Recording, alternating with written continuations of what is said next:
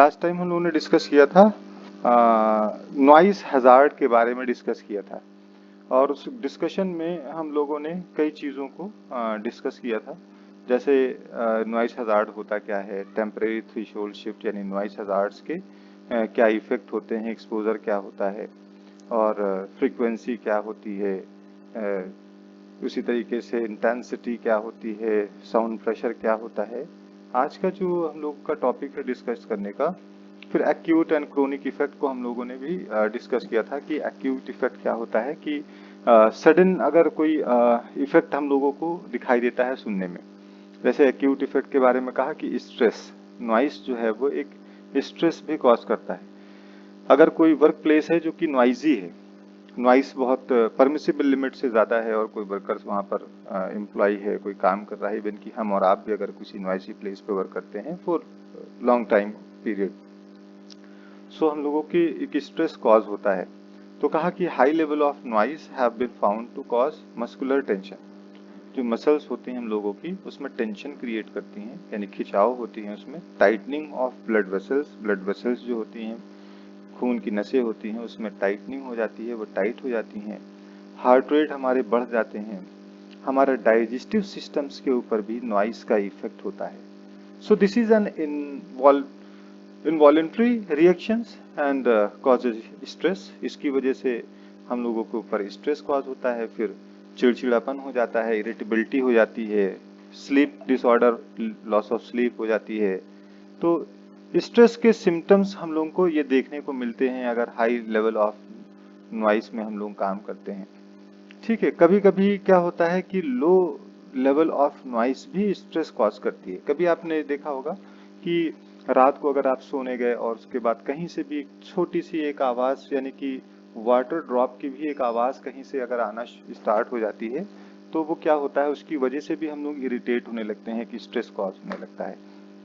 दूसरा जो acute effect, acute effect का मतलब तुरंत जो इफेक्ट डालता है। क्रोनिक इफेक्ट का मतलब होता है लॉन्ग एक्सपोजर ऑफ टाइम, जो नहीं लंबे समय के बाद जो इफेक्ट डालेगा, 1 ईयर, 2 ईयर, 5 ईयर, 10 ईयर्स के बाद जो इफेक्ट डालता है। तो जो एक्यूट इफेक्ट, तुरंत इफेक्ट जो होता है हाई जो है लेवल ऑफ नॉइज का, उससे इंटरफेरेंस इन कम्युनिकेशन, जो हम लोगों की बातचीत हो, कम्युनिकेशन हम लोगों की सेफ्टी में बहुत इंपॉर्टेंट रोल प्ले करता है। हाँ, फॉर एग्जाम्पल से क्रेन ऑपरेटर है, आप वॉकी टॉकी से बात कर रहे हैं जहाँ पर विजिबिलिटी नहीं है, देख नहीं सकता है, हैंड सिग्नल्स आपके कमांड काम नहीं कर रहे हैं उस जगह पर, तो वॉकी टॉकी से आप काम करें, लेकिन नॉइस लेवल इतना ज़्यादा है कि जो दूर ऊपर टावर क्रेन पे बैठा हुआ जो ऑपरेटर है वो आपकी बात को यहाँ पर सुन नहीं पा रहा है कि नीचे करना है या ऊपर ले जाना है या राइट शिफ्ट करना है, जिप को अप करना है या आगे करना है, पीछे करना है, फॉरवर्ड बैकवर्ड करना है। तो इस तरीके से अगर आपके कमांड को सुन नहीं पाता है तो उससे एक्सीडेंट के चांसेस बढ़ जाते हैं। तो इंटरफेरेंस विद द कम्युनिकेशन एक प्रॉब्लम होती है जो कि नॉइस की वजह से होती है, तो एक प्रॉब्लम क्रिएट होती है। फिर टेम्परेरी थ्रेशोल्ड शिफ्ट हो जाता है, थोड़े समय के लिए बहरापन हो जाता है। फिर टेम्परेरी टिनाइटस होता है, थोड़े समय के लिए रिंगिंग आवाज आने लगती है जो हमारे कानों के अंदर है। तो टिनाइटस इज रिंगिंग, बजिंग, है ना। सो winning और similar noise in the ear caused by over stimulation of the hair cells, जिसको सीलिया कहते हैं हम लोग। एक स्टिमुलेट हो जाती हैं बहुत ज्यादा हेयर के अंदर, हमारे सेल्स जो ईयर होता है ना, ईयर के अंदर बहुत से हम लोगों के हेयर सेल्स पाए जाते हैं जिसको हम लोग सीलिया कहते हैं। तो वो बहुत ज्यादा स्टिमुलेट हो जाती हैं, बहुत ज्यादा एक्टिव हो जाती हैं, प्रभावित हो जाती हैं, तो वो आवाज पैदा करने लगती हैं जो कि हमारे कानों में पहुंचने लगती हैं। तो ब्लास्ट डीफनेस होता है कि अगर कहीं पर तेज आवाज सडन अगर इंक्रीज हो गई है, जैसे कि कहा कि अगर मोर देन 120 डेसिबल से ज्यादा की आवाज अगर कहीं पर होती है तो वो पेनफुल होती है।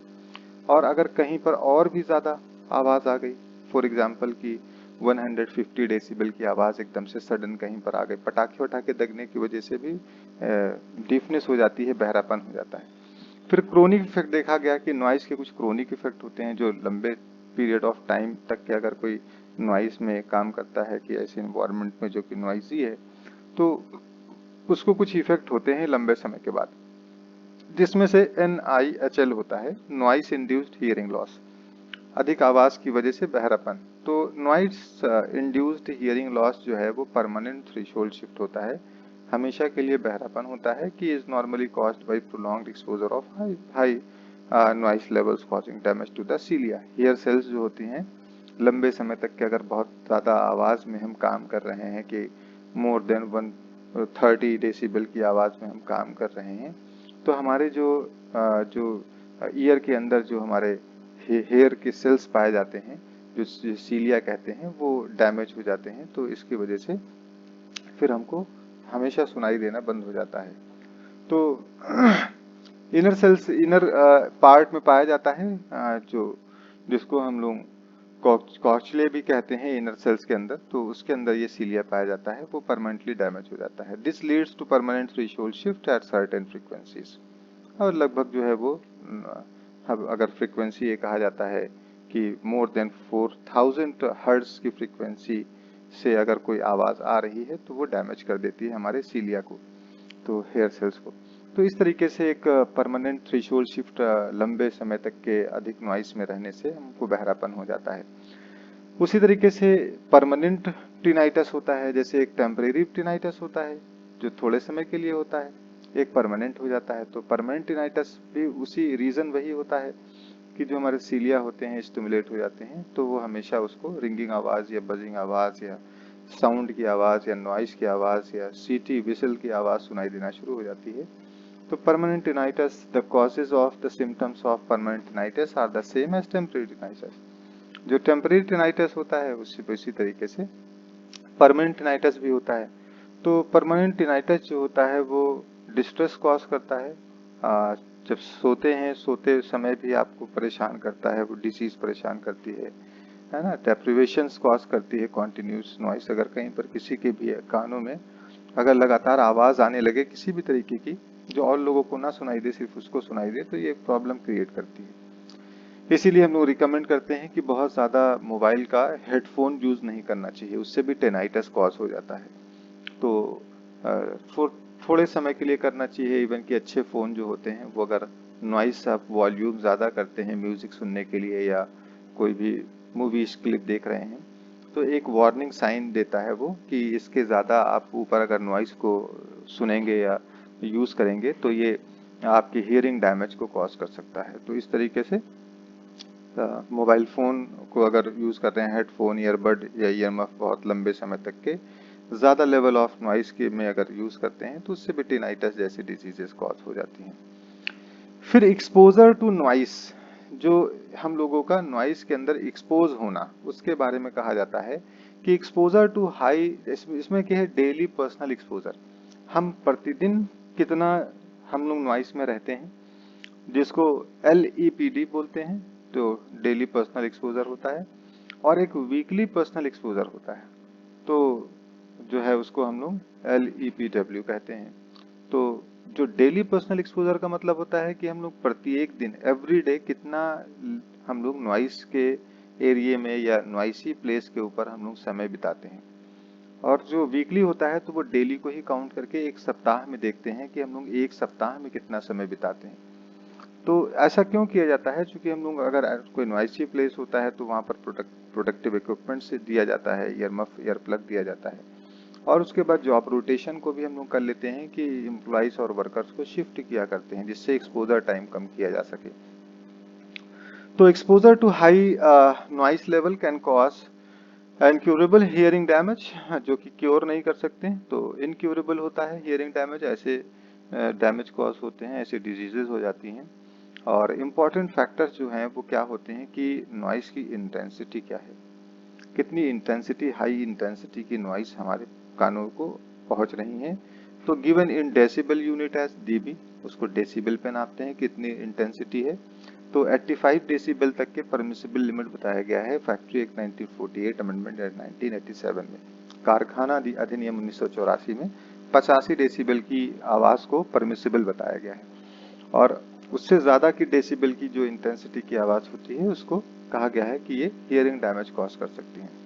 फिर पहला फैक्टर होता है कि इंटेंसिटी, कितनी इंटेंसिटी की आवाज़ है जो डेली पर्सनल एक्सपोजर में काउंट करेंगे या वीकली जो पर्सनल एक्सपोजर में काउंट करेंगे, तो उसमें इंटेंसिटी को देखते हैं कि कितनी इंटेंसिटी की नॉइस है। फिर उसके बाद उसकी फ्रीक्वेंसी क्या है, कितने हर्ट्ज की जो है नॉइस फ्रीक्वेंसी है। और जो है उसके बाद देखते हैं कि how long the people are expose to the noise, daily और कितने वीकली कितना एक्सपोज कर रहे हैं उसको देखते हैं।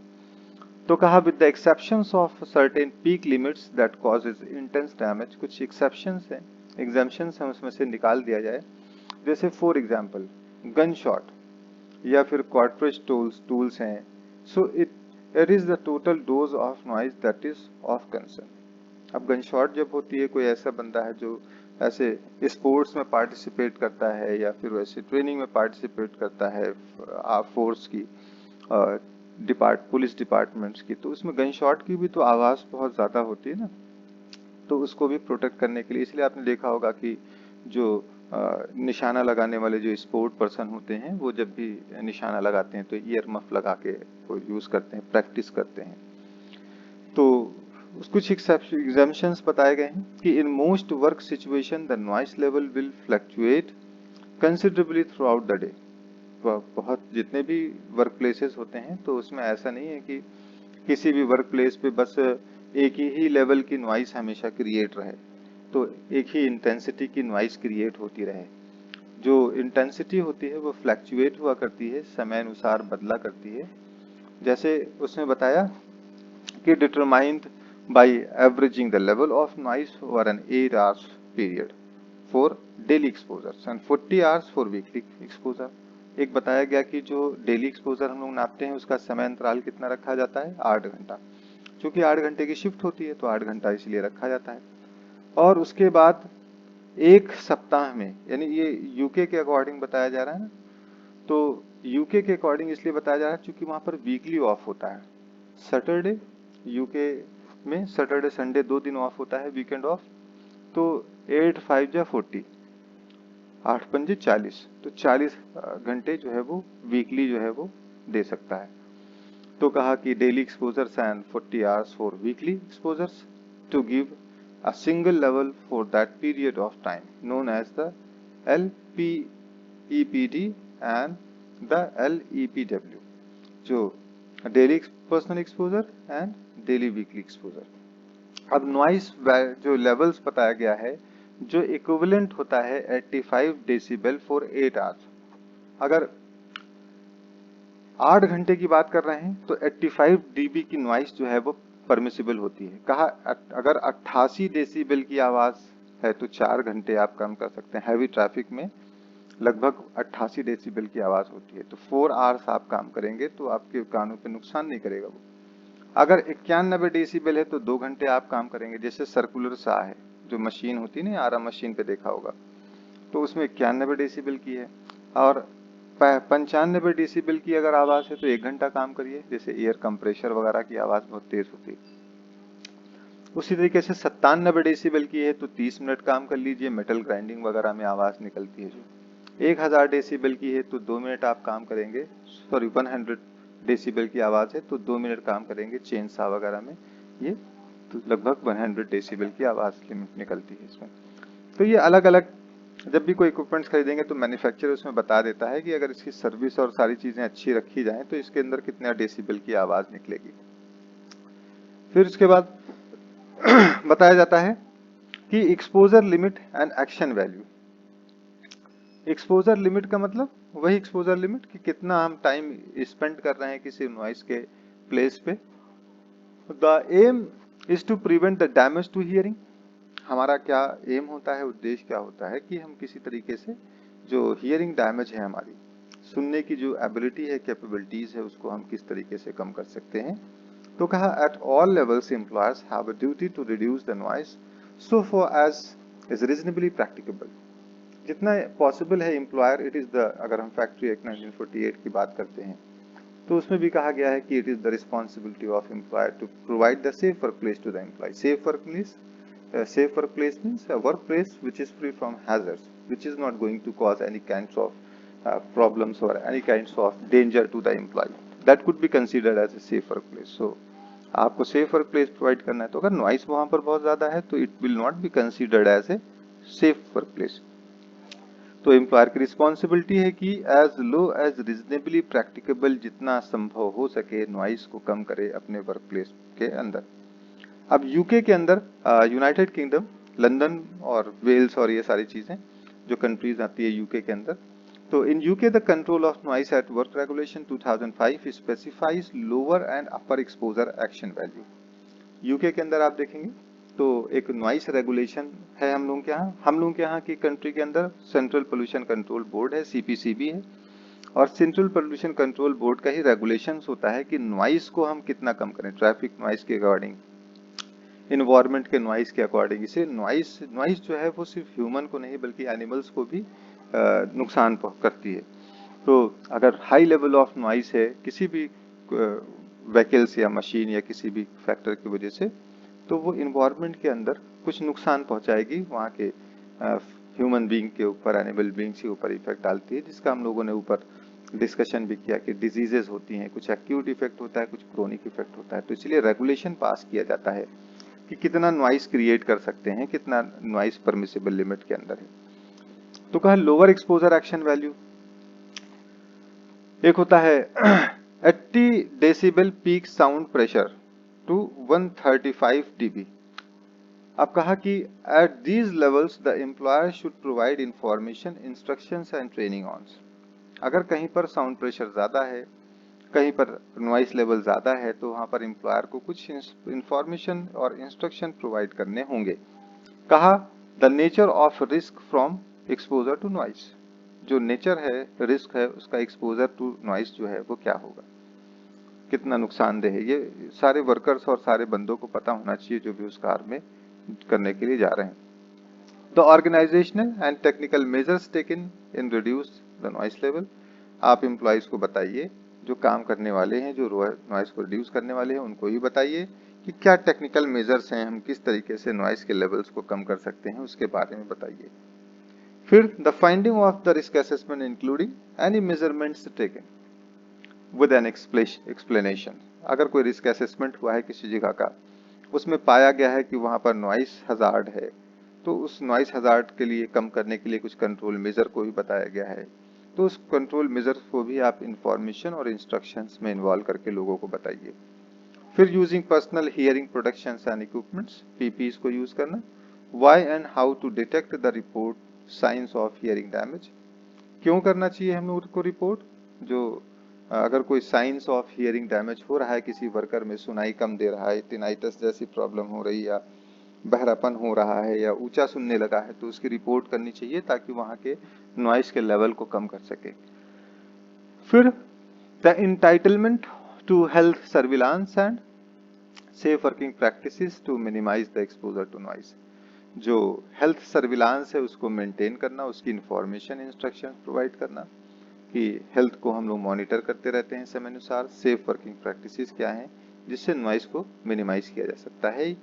ये है लोअर एक्सपोजर एक्शन वैल्यू, जिसको हम लोग कहते हैं 80 डेसिबल पीक साउंड प्रेशर, जिसमें लगभग 135 डेसिबल हो। और उसके बाद आता है कि अपर एक्सपोजर एक्शन वैल्यू, जिसमें आता है कि 85 dB पीक साउंड प्रेशर 137, तो उसमें उसके लिए भी at these levels the employer should for so far as reasonably practicable, उसमें भी रिड्यूस करे एक्सपोजर जो भी है हियरिंग प्रोडक्शन का, इंजीनियरिंग कंट्रोल लगा करके उसको कम करे। जैसे एक्सपोजर लिमिट वैल्यू जो है वो 87 डेसिबल है और पीक साउंड प्रेशर है, तो उसके लिए फिर क्या करेंगे, इस लेवल के अंदर एम्प्लॉयर्स को रिड्यूस करना है, कम करना है, जितना संभव हो सके उतना कम करना है, टैक्टिक्स यूज करेंगे। तो इस तरीके से जो एक्सपोजर लिमिट वैल्यू है, ये सिंपल सी बात एक कही जाती है कि किसी भी जगह पर, अगर किसी भी जगह पर नॉइस लेवल ज्यादा है, चाहे वो मशीन से आ रही है, चाहे वो सामान फेंकने से आ रही है, तो वो परमिसिबल लिमिट के अंदर होनी चाहिए। और परमिसिबल लिमिट क्या कहती है, 85 डेसिबल। अच्छा, अगर 85 डेसिबल से कम नहीं कर सकते हैं तो क्या काम ना करें, नहीं, लॉ ये नहीं कहता है। कोशिश ये कहता है कि परमिसिबल लिमिट 85 डेसिबल है, लेकिन उसके बावजूद भी कहीं पर नॉइज ज्यादा है तो वहां पर इंफॉर्मेशन, इंस्ट्रक्शन, ट्रेनिंग और पीपीईस को प्रोवाइड करके वर्कर्स को भेजा जाए, ताकि वो उसका एक्सपोजर उसके ऊपर असर ना करे, है ना, बहुत ज्यादा नुकसान ना करे। फिर नॉइस का measurement, the purpose of noise measurement is to identify those people at risk from hearing damage so that the employers can formulate an action plan for controlling the noise exposure. भाई क्या purpose है, क्या objective से, क्या उद्देश्य है कि हम नॉइस को नापें। भाई नॉइस को क्यों हम सर्वे करें, नॉइस हजार्ड का सर्वे करें, सैम्पलिंग करें। तो इसका मेन उद्देश्य क्या होता है कि जो लोग वहां पर हैं, जो जिनको रिस्क हो सकता है हियरिंग डैमेज का, तो उनको हम किस तरीके से अपने एक्शन प्लान में कंट्रोल करके उनके एक्सपोजर को हम लोग कंट्रोल कर सकते हैं। कुछ स्टेप्स उसके लिए हम लोगों को लिए जाते हैं। क्या क्या स्टेप्स लिए आते हैं? जैसे पहला है decide whether there might be a problem. Decide करिए कि क्या यहाँ पर कोई प्रॉब्लम हो सकती है। As a guide, if the people have to shout to be heard by someone about 2 metres away, अगर कोई 2 मीटर की दूरी पर है और वहां पर किसी को बात सुनाने के लिए चिल्लाना पड़ता है, तो it is possible that the noise is above 85 decibel. मान के चलिए कि वहां पर अगर चिल्ला के बताना पड़ेगा, एक होता है नॉर्मल स्पीच या नॉर्मल पिच, नॉर्मली हम लोग बात कर रहे हैं, लेकिन एक जगह पर ऐसी जगह पर नॉर्मल बात करेंगे तो आप बात नहीं कर पाएंगे, आपको चिल्लाना पड़ेगा, तो वहां पर मान के चलिए कि 85 डेसिबल से ज्यादा की आवाज है। तो कहा if people have to shout to be heard by someone about the 1 metre, अगर 2 मीटर तक के चिल्ला करके बताए तो वो 85 डेसिबल की है। अगर एक ही मीटर की दूरी पे किसी को चिल्ला करके आपको आवाज पहुंचाना पड़े तो लगभग 90 डेसिबल की आवाज है। तो कहा in in in either case the noise assessment should be undertaken, और इस केसेस के अंदर नॉइस रिस्क असेसमेंट भी किया जा सकता है उसके अंदर। फिर उसके बाद noise assessment bye a competent person. दूसरा तरीका होता है नॉइस को मेजर करने का, नापने का। एक तो नापने का तरीका ये देसी तरीका बता दिया बिना किसी टूल के कि किस तरीके से नॉइस को मेजर करना है। अगर 2 मीटर की दूरी पे किसी को चिल्ला करके बोलना पड़े बात को सुनाने के लिए तो लगभग 85 से ज्यादा है देवी, और कहीं पर 1 ही मीटर पे चिल्ला के बोलना पड़े किसी को बात सुनाना पड़े तो लगभग 90 डीबी से डेसिबल से ज्यादा है। फिर दूसरा तरीका नॉइस को मेजर करने का वर्क प्लेस पे क्या होता है कि noise assessment bye a competent person. एक नॉइस असेसमेंट कर लिया जाए। नॉइस असेसमेंट में हम लोग क्या करते हैं कि एक एसएलएम यूज करते हैं। एसएलएम बोलते हैं कि साउंड लेवल मीटर होता है जो नॉइस बता देता है। तो कहा कि an integrating SLM sound level meter is use to record the noise. हम लोग साउंड लेवल मीटर में नॉइस को रिकॉर्ड कर लेते हैं। The lower the type numbers of the equipments, उसका जो जिस इक्विपमेंट से वो आवाज आ रही है उसका डिटेल्स नोट कर लेते हैं। The more accurate it is, it should be calibrated, the following will need to be recorded, और उसको रिकॉर्ड कर लेंगे। क्या रिकॉर्ड करेंगे? सबसे पहले noise measurement at every operators location. जहां जहां मशीन चल रही है हर ऑपरेटर के लोकेशन पे नॉइस को हम लोग जाकर के नोट कर लेंगे कि नॉइस जो लेवल साउंड लेवल मीटर होता है उससे नोट कर लेंगे। फिर the time taken for the operators to carry out the task at each location, कि वहां पर जो लोग हैं उसको कितना समय उस काम को करने में लगता है, यानी कितना समय वो वहां पर देता है। तो कहा कि LEPD लोअर एक्सप्लोसिव जो परमिसिबल लिमिट होता है is then calculated for the work at different location to determine the total daily noise exposure। अब डेली नॉइस एक्सपोजर को वहां पर कैलकुलेट कर लिया जाता है। फिर कहा कि an alternative technique for determining noise exposure, एक और भी तरीका बताया जाता है जिसमें हम लोग डोजीमीटर यूज करते हैं। अब dosimeter is a measuring device which attaches to the individual and logs his her noise exposure as they move around the work place. Calculations can then be made on the जो daily noise exposure है उस पर कर लेते हैं। डोजीमीटर क्या होता है कि एक वर्कर के साथ में, जो वर्कर्स है नॉइजी प्लेस में काम कर रहा है उसके साथ में हम लोग उसके पॉकेट में रख देते हैं। पॉकेट भी ऐसा रखा जाता है कि पॉकेट लेवल को कम कर देगा तो ओपन रखा जाता है, अटैच कर देते हैं। फिर वो जो वर्कर्स होता है जिस जगह पर उसको जाना होता है वो उस जगह पर वो जाता है, अपने अपनी जगह पर जितना समय वो बिताता है उसको हम लोग क्या करते हैं बाद में रजिस्टर पे उस रीडिंग को हम लोग नोट कर लेते हैं। तो बार बार हमको जाना नहीं पड़ता है, ये आसान होता है, इसमें समय बचता है, मैन पावर बचता है कि वर्कर खुद ही जा रहा है, मशीन ऑपरेटर है उसके पास में हमने लगा दिया, उसके कमर पे लगा दिया या उसको गले में टांग दिया और वो अपना पूरा जो डेली शिफ्ट है वो शिफ्ट का काम कर रहा है और वो जा रहा है जिस जगह पर जा रहा है तो उसकी रीडिंग्स आप नोट कर रहे हैं रजिस्टर के ऊपर। तो ये भी एक तरीका अल्टरनेट तरीका होता है नापने का। फिर तीसरा तरीका होता है decide upon control measure. Control measure को डिसाइड करना The highest fraction exposure values are given by the machines or the process which makes the greatest contributions to daily noise exposure. जो हाईएस्ट जो फ्रैक्शनल एक्सपोजर होता है, values होते हैं जो machine और प्रोसेस से निकलते हैं, टूट टूट के भी तो निकलते हैं, तो फ्रैक्शन में भी निकलते हैं, which makes the greatest contribution to daily noise exposure, वो भी डेली नॉइस एक्सपोजर के अंदर एक अच्छा कंट्रीब्यूशन करते हैं. तो these should be prioritise first. But ये प्रायोरिटाइज कर लिए कि कहाँ पर सबसे ज्यादा है. एक ही जगह पर अगर 3 मशीन है, तीनों में अलग अलग आवाज है, तो सबसे ज्यादा वाले के पास पहले हम जाएंगे. The noise should be controlled at source, पहुंच करके, और जो सोर्स ऑफ उसका है, जैसे फॉर एग्जांपल कि अगर पंखा है और पंखे के अंदर खट खट खट की आवाज आ रही है, तो आप इसमें क्या करेंगे, इसके सोर्स को ही हम रोकने की कोशिश करेंगे. सोर्स को सही करके एलिमिनेट कर दें तो ज्यादा बेटर है. उसमें पंखे में ऑयलिंग ग्रीसिंग करवा दिया तो वो आवाज बंद हो गई. तो ये सोर्स पे हमने उसको कंट्रोल कर लिया. ठीक है. तो सबसे पहली कोशिश ये होती है कि जहां पर उस आवाज का सोर्स है, उस जगह पर भी हम जाकर के उसको कंट्रोल कर लें. तो इसीलिए कहा the noise should be controlled at source where possible, जहां संभव है. Measures to control the path and person should also be consider. फिर दूसरा तरीका, फिर उसका रास्ता रोकना होता है नॉइज का. दरवाजा खुला है तो रास्ता खुला है, आवाज आ रही है. दरवाजा बंद कर दिया, डोर क्लोज कर दिया, तो आवाज बंद हो गई. तो पहला तो सोर्स पे ही कर लीजिए, एलिमिनेट कर दिए, नहीं हो सकता है तो फिर उसको सोर्स से या रास्ते से उसके वे को आप क्लोज कर दीजिए. तो measure to control the path and the person should be consider. Path को आप, उसके रास्ते को आप रोक करके और कंट्रोल कर सकते हैं. The assessment should determine the adequacy of existing control measures, including the attenuation levels of hearing protection. कहा कि जो असेसमेंट है, जो नॉइज का रिस्क असेसमेंट है, वो बहुत ही एडिक्वेसी के साथ, बहुत ही अच्छे तरीके से साथ होना चाहिए. बहुत अच्छे तरीके से कंट्रोल मेजर्स को लगाना चाहिए जो कि वाकई में हियरिंग प्रोटेक्शंस को कर सके. ऐसा नहीं नाम मात्र लगा दिया जाए. जहां पर ज्यादा आवाज थी, एक्सपोजर को कम करना था, वहां पर आप ईयर प्लग दे रहे हैं तो ईयर प्लग बहुत ज्यादा फिल्टर कर नहीं रहा है, रोक नहीं रहा है. ईयर माफ देना चाहिए था, ईयर प्लग दे रहे हैं तो कंट्रोल मेजर ही गलत.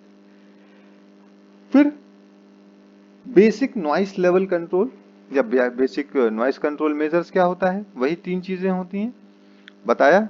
Like other form of pollution, जितने भी अदर टाइप के पोल्यूशन होते हैं, वाटर पोल्यूशन, सॉइल पोल्यूशन, उसी एयर पोल्यूशन, उसी तरीके से नॉइस पोल्यूशन भी होता है.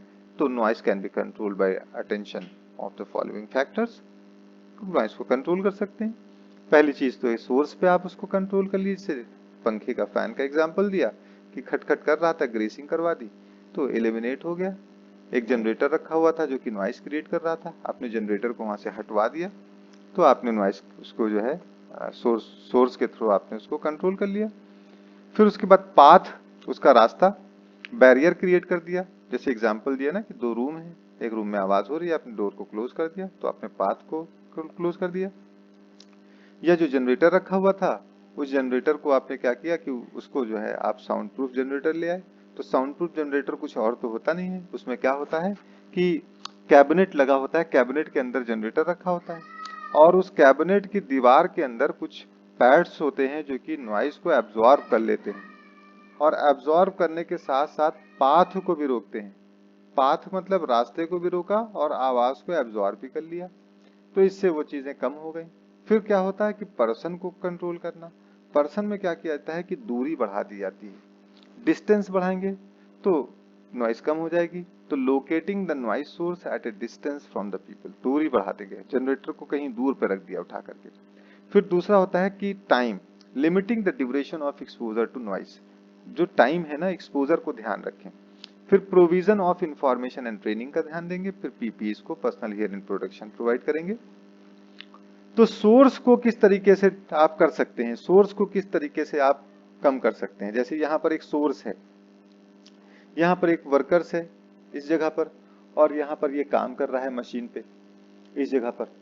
और इस मशीन में आप देखेंगे कि यहाँ पर ये जो बंदा है, जहाँ से आवाज या साउंड का जो मेन सोर्स है वो ये मशीन है. अब ये मशीन क्या कर रही है कि यहाँ से क्या हो रहा है कि एक तो डायरेक्ट नॉइस यहाँ पर जा रही है, आप सीधे सीधे देख रहे हैं, डायरेक्ट साउंड है. एक होता है रिफ्लेक्टेड साउंड होता है जो बिल्डिंग से टकरा करके और पहुंचती है वहां पर, या स्ट्रक्चर के थ्रू पहुंचती है वहां पर, तो टकराने के बाद जा रही है वहां पर आप देख रहे हैं। तो एक डायरेक्ट है, एक टकराने के बाद है, एक वाइब्रेशन के थ्रू भी चली आती है यहाँ पर, ठीक है ना। तो इस तरीके से डिफरेंट सोर्स यानी डिफरेंट तरीके से साउंड जो है वो ट्रेवल करता है। तो अगर इस सोर्स पे ही आपको यहाँ पर इसको कंट्रोल करना है तो क्या करेंगे, सोर्स पे कंट्रोल करने के लिए डिजाइन पे ध्यान देंगे इसके। कहा चेंजिंग द टोटल और the partial design of the whole और a competent of the machine component of the machines. जैसे for example nylon gears instead of metal gears, अगर नाइलॉन गियर्स यूज किए जाते हैं मेटल गियर्स की वजह से की जगह पर, तो वो आवाज मशीन कम कर देगी। फिर दूसरा तरीका होता है डैम्पिंग। डैम्पिंग किया जाता है कि ऐसे मटेरियल यूज किए जाते हैं, adding material to reduce the vibration. Vibration को रिड्यूस करने के लिए कुछ ऐसे मटेरियल यूज किए जाते हैं जैसे heavy metal base paint used on machines, तो कहा हाउसिंग और द जनरल वेंटिलेशन सिस्टम। तो कहा कि ऐसे मटेरियल यूज किए जाते हैं जो कि वाइब्रेशन को रिड्यूस कर देते हैं। अब फॉर एग्जांपल अगर कहीं पर एक टीन का कैबिनेट, जो टिन होती नहीं स्टील मेटल की, उसकी कैबिनेट बना के लगाया जाए और उसका पाइप लगाया जाए तो वाइब्रेशन की वजह से आवाज क्रिएट कर रहा है, और उसी का पर प्लास्टिक कर दिया जाए तो वाइब्रेशन पे आवाज नहीं कर रहा है। तो अगर adding material to reduce the vibration, अगर वाइब्रेशन को रिड्यूस कर दिया गया तो डंपिंग हो जाती है। फिर आइसोलेट करना, एक वर्कर है और सोर्स ऑफ नॉइस है, उन दोनों को अलग कर दिया, prevent noise from being transmitted through the structure of the building. Building के थ्रू आप ट्रांसमिट नहीं होने दे रहे हैं। जैसे फ्लोर है, वॉल है, जो फ्लोर से भी ट्रेवल करती है, वॉल से भी ट्रेवल करती है। तो कहा by isolating the machine from the floor, floor से आपने मशीन को आइसोलेट हटा दिया। तो जैसे का mounting power press on the anti vibrating feet, अब इसको अपने रबर के ऊपर मशीन रख दिया तो एंटी वाइब्रेटिंग फीट उसका जनरेट हो गया या उस पर लग गया, तो इसका जो है वाइब्रेशन कम हो गया। So this is particularly important where the noise is in the low frequency ranges which are most easily transmitted through structures, जैसे पावर प्रेसेस हैं, जब बहुत पावर से कोई चीज दबाई जाती है, पावर प्रेस किया जाता है, तो फ्रीक्वेंसी उसकी जो है ट्रैवल कर जाती है और नॉइस एक जगह से दूसरी जगह चली जाती है। तो इसको सोर्स पे ही कंट्रोल करना कि इसी जगह पे इसको कंट्रोल करना है, चाहे इसकी डिजाइन में आप चेंज कर लिए, चाहे इसके वाइब्रेशन को रोक लीजिए, चाहे इसके कैबिनेट को बदल लीजिए, चाहे इसको पूरा आइसोलेट कर दीजिए, जो भी करना है उसके सोर्स पे ही आप करेंगे। दूसरा आपका पाथ होता है, रास्ता होता है, जैसे कि बताया कि हम लोगों ने कि रास्ता जो है वो उसको बैरिकेड कर देना, बैरियर लगा देना, दरवाजा बंद कर दिया तो नहीं आएगी। Screen and barrier, placing an obstacle between the noise source, a machine है एंड द एम्प्लॉइज है, वहां पर मशीन के साथ एम्प्लॉइज हैं, they may be ineffective at low noise frequency, they also only reduce the direct noise and will not stop reflective noise. Direct को तो करते हैं लेकिन रिफ्लेक्टिव को नहीं करते हैं। तो उसके साथ में बताया कि स्क्रीन और बैरियर लगा देना कि सामने से वो आ ना पाए। फिर इनक्लोजर बंद कर देना, जैसे यहाँ पर कैबिनेट देखते हैं जनरेटर होता है, तो जनरेटर ये वही वैसे ही जनरेटर है, खोल दिए वैसे ही आपको जो है आवाज मिलेगी, लेकिन जो कैबिनेट है इसके अंदर जो नॉइस या साउंड एब्जॉर्बिंग पैड्स लगाए जाते हैं, तो वो क्या करते हैं, साउंड को एब्जॉर्ब कर लेते हैं, ठीक है। तो जैसे आप अगर रूम को एकदम खाली कर देंगे तो आवाज इको होने लगती है, गूंजने लगती है, क्योंकि वो दीवारों से टकरा के, छत से टकरा करके वापस रिफ्लेक्ट होने लगती है। और उसी के अंदर आप बहुत सा मटेरियल भर दीजिए तो वो नॉइस साउंड एब्जॉर्ब हो जाता है। तो इनक्लोजर का मतलब होता है placing a sound proof baffles and enclosures over the noise source, जैसे जनरेटर में आपने देखा होगा, है ना। तो डैम्प्ड मटेरियल उसके अंदर होता है, एब्जॉर्बेंट मटेरियल होता है, साउंड एब्जॉर्बेंट होते हैं, वो साउंड को एब्जॉर्ब कर लेते हैं, ठीक है। तो ये पाथ के बारे में, स्क्रीन बैरियर लगाइए, इनक्लोजर कर दीजिए, इंसुलेशन लगाइए, साउंड प्रूफ इंसुलेशन, जैसा कि बताया ना कि दरवाजे में साउंड प्रूफ इंसुलेशन लगाया जाता है तो रूम के ऊपर, तो उससे कंट्रोल किया जा सकता है। फिर एब्जॉर्प्शन के लिए बहुत से मटेरियल लगा दिए जाते हैं जो नॉइस को एब्जॉर्ब कर लेते हैं, जैसे जनरेटर का एग्जांपल से कि उसमें एब्जॉर्बेंट मटेरियल लगाया जाता है जिसकी वजह से साउंड एब्जॉर्ब हो जाता है। उसी के साथ में साइलेंसर लगाया जाता है। साइलेंसर क्या करता है कि जो एग्जॉस्ट होता है, इनलेट ओवर द एग्जॉस्ट जो होता है, या फिर बोथ जो होते हैं, जहाँ से अंदर जाना बाहर निकलना, ऑफ द मूविंग एयर्स और द गैसेस, जहाँ से गैस बाहर निकलती हैं या अंदर जाती हैं, तो वहाँ पर जो है, क्योंकि जब किसी बड़े एरिया से छोटे एरिया में, छोटे एरिया से बड़े एरिया में प्रेशर के साथ में निकलती हैं तो नॉइस क्रिएट होता है। तो कहा कि attachments filled to the inlet और एग्जॉस्ट फॉर बोथ। जैसे व्हीकल्स में, गाड़ियों में हम लोग साइलेंसर लगाते हैं, साइलेंसर निकाल दिया जाए तो बहुत ज़्यादा जो है वो नॉइस क्रिएट करते हैं, और साइलेंसर लगा दिया जाता है तो नॉइस लेवल कम हो जाता है। तो कहा कि the increased volume of the silencer decreases the speed of the air flow at the exhaust. Speed को स्लो कर देता है, जिसकी वजह से क्या होता है कि एग्जॉस्ट जो होता है वो ऑटोमेटिकली स्लो हो जाता है। जहाँ पर भी पॉसिबल होता है, संभव होता है, वहां पर हम लोग यूज कर लेते हैं। फिर उसके बाद पर्सन को, जैसा कि आपने ऊपर डिस्कस किया था कि डिस्टेंस बढ़ाएंगे तो उनके ऊपर एक्सपोजर कम हो जाएगा। फिर उसके बाद टाइम ड्यूरेशन को बढ़ा दिया जाएगा, जो टाइम ड्यूरेशन है रिड्यूस कर दिया जाएगा। अब कहा कि अगर 1 मीटर की डिस्टेंस में है तो 90 dB अगर है तो 1 मीटर की डिस्टेंस रखिए, है ना। और उसके साथ में यहाँ पर अगर 1 मीटर की डिस्टेंस है तो लगभग 90 dB तक की आवाज आएगी। अगर आप 84 2 मीटर कर देंगे तो 84 हो जाएगी। अगर 3 मीटर कर देंगे या 4 मीटर कर देते हैं तो 78 dB तक की आवाज रिड्यूस हो जाती है। फिर टाइम एक्सपोज, कितना टाइम आपने एक्सपोज किया है उसमें, टाइम को रिड्यूस कर दिया जाता है। और ट्रेनिंग और इंफॉर्मेशन को आपको प्रोवाइड कर दिया जाता है। ठीक है, तो